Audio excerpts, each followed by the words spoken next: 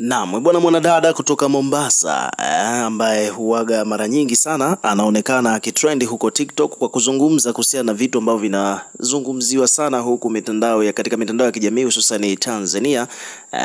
Mwanadada huyu bwana this time around ameamua kutia neno kuhusiana na kile ambacho kinachoendelea huko mitandaoni kuhusu ndoa ya Manara na Zailisa kuisha, na hususan kuna vitu vingi sana vimevuja, wamekuwa wakitoboleana siri, kila mtu akiwa anatoa siri za mwenzie kuhusiana na tabia pamoja na baadhi ya floats ambazo zimeonekana katika mahusiano hayo.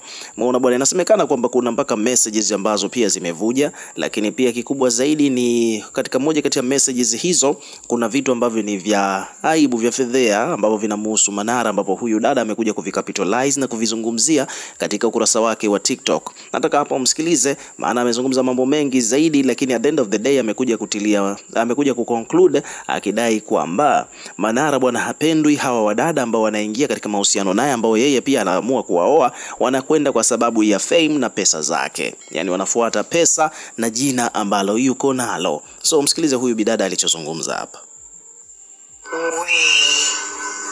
Wasikia huko ambiwa Haji Manara yani kupupu eti haiko strong.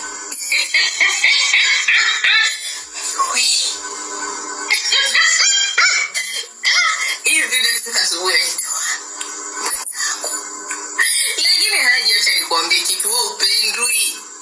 Haji, wewe upendwi. Watu wanakuja pale kwako kwa sababu ya pesa. Yaani wewe upendwi. Haji, wewe una kasoro, una hila.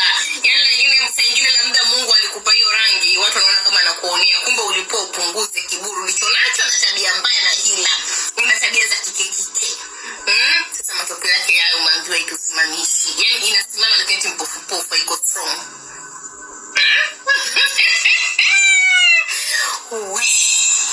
Haya mapenzi ya kupostiana kwa mitandao watu wakayatamani kanzu za Dubai.